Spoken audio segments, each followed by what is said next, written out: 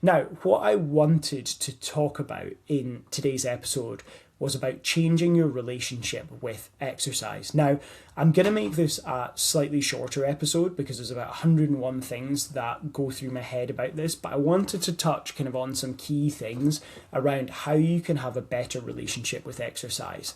And the first place I would start is I would stop worrying about tracking the amount of calories you burn. Whether it's a run, whether it's a cycle, whether it's a gym session, a tennis session, whatever it is, I get that it's nice to have an Apple Watch and Fitbit on and to see that, and that's fine, but do not make that the focal point. You should not get to the end of that if you're playing, I don't know, badminton with your friend and you go and play for an hour and then you kind of look, like, how many calories did I burn? And that becomes more important than the fact that you got to have fun with your friend, get a bunch of cardio in, get a huge mood lift, just feel really, really bloody good. And you're focused on what? The calorie expenditure? Like, that is not a great way to look at your exercise. And the same applies here with strength training. Calorie expenditure calculations of a smartwatch for resistance training, strength training in particular, is woefully inaccurate. It often, but not always, heavily overinflates the numbers. You're not going to be expending 700 calories in a strength training session. It's just not happening, right? That's not why we're doing our strength training, right? So the first place that I would start if you want to improve your relationship with exercise is just to put that as a very much like a, if you look at it and you're like, oh, that tennis session burnt quite a lot of calories. Cool, great, that's fine. Know that it's probably not perfectly accurate, but you can be positive about that, and that's fine. We can be objective, but we don't want to get too caught up that that was the sole focus of it. So that's one thing I would say.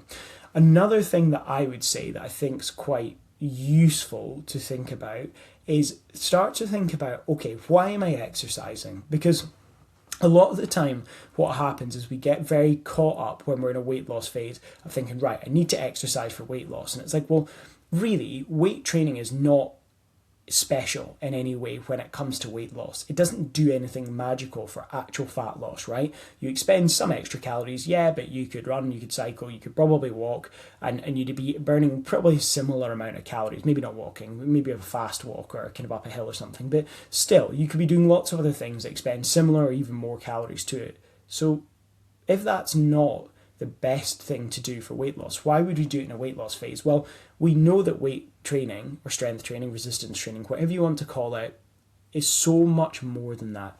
It allows us to improve our body composition. It allows us to get stronger. Now, for a lot of people, when we talk about getting stronger, people often think of, world's strongest man or bodybuilders or whatever, or, lifting ridiculously heavy weights. But let's contextualize this.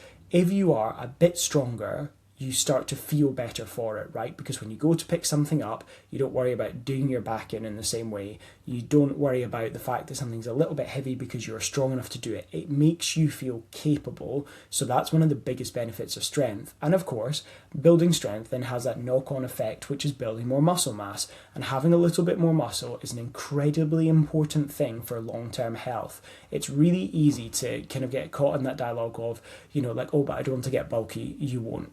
You're not going to get bulky. I've trained clients for 11 years and I've never had, and this generally applies to female clients because mostly this is where it comes from, where you I don't want to get too bulky, and it's like, it just doesn't happen by accident.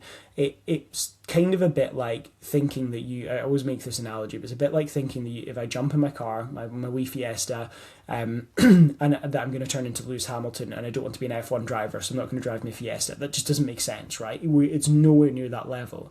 If you want to get too bulky, you probably need to be in a calorie surplus and then diet, calorie surplus, then diet, many, many, many, many, many times over. You need to train really, really hard. You need to train probably a lot more than you're training right now, and you need to do it for a very, very, very long time. So your time horizon might be 4, 5, 6 years before it's probably even possible for anyone to think that you're a little bit on the bulkier, quote unquote, side.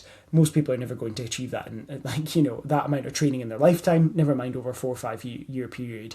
So it's really a non-issue. So having more strength, having more muscle mass is so important because it changes our body composition favorably. You look more toned, you look like you have more definition, you have a better shape, you hold your body weight better. And I see this a lot. I've had clients who have gone through a big weight loss phase with me, and then over 6 to 9 months we've got into a sort of muscle gain or a performance phase where they've got fitter and stronger, and then we've gradually allowed weight to creep back up to a certain extent, not all the way back up obviously, but let's say someone drops 15 kilos and we maybe have allowed their weight over for 9 months to creep up 4 or 5 kilos, and they actually look better, 4 or 5 kilos heavier than they were from their start point, right? So they look way different. It's very clear that they're in really good shape, etc. So that's really important too.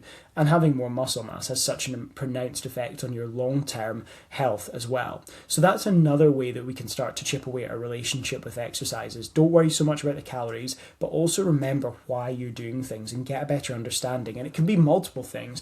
If you ask me why I weight train, I could say, well, it's actually really good for my mood. Like, I feel much better after it. I feel like I get a bit of a buzz after it as well. If I do a good training session, I feel like my mood's higher, my energy's higher. So that's one thing, and that's nothing to do with the physical changes. It obviously makes me look better. That's another one. It makes me feel strong. It keeps my body moving well. It means I don't feel stiff all the time, because what I really notice is, because I train quite regularly, if I don't exercise for 2 or 3 days, I really feel it. I'm definitely not someone who likes to go more than like 3 days probably at a time without exercising, not in an obsessive way, just in terms of like where my body feels best. I always feel stiffer when I don't train than when I do. So all these things can factor in as well. Another thing that I've kind of touched on there as well, in terms of improving our relationship with exercise, is understanding the impact it has on our well-being, right? If we talk about mental well-being as well, it's very common that a client will say to me at different phases, maybe they've been in a weight loss phase for a period of time, some life stuff started to happen, and they're still maybe in a weight loss phase, they're cracking on with that, but they're then sort of saying to me, do you know what, right now the gym's really good for my mental health, it's really good for just clearing my head, it's really good for giving me some breathing space, work's really stressful right now, it's really helping me out.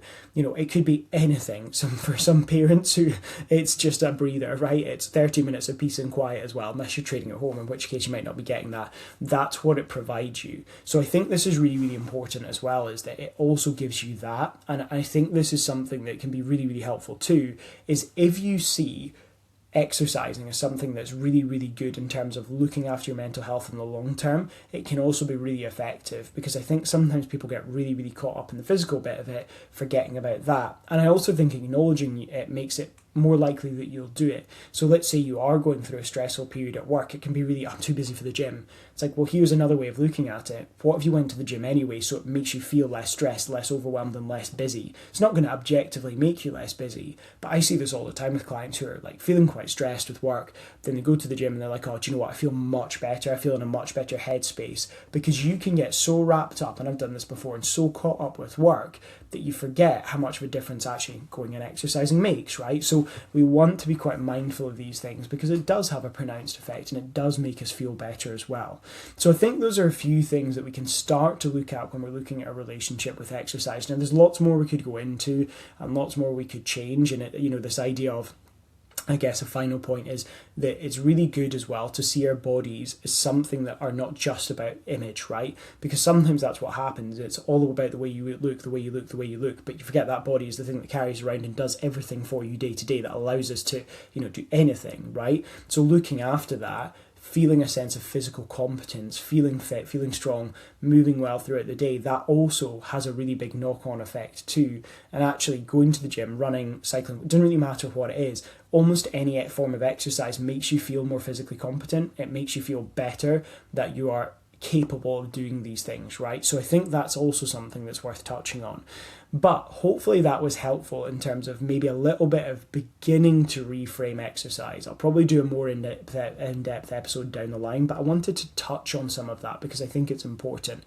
And if you are struggling a bit with the exercise side of it, you don't feel like you've got much direction, you're doing the classic going to the gym, turning up, doing a few of this, a few of that, and then going home, then it might be time to get some coaching and crack on so you can see some big visual differences, as well as get a really good handle on your nutrition and your relationship with food too.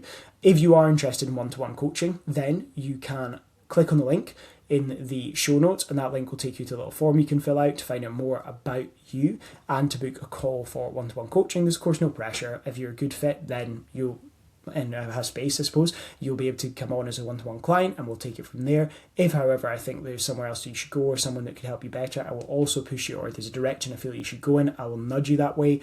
And if you are just kind of wanting to get a bit of a feel for anything, if there's any questions you have, etc., there's also the link to my WhatsApp number as well in the show notes, so you can pop me a little message if you've got any suggestions for future episodes, etc. You're welcome to drop me a message there. But otherwise, have a great day and I'll speak to you soon.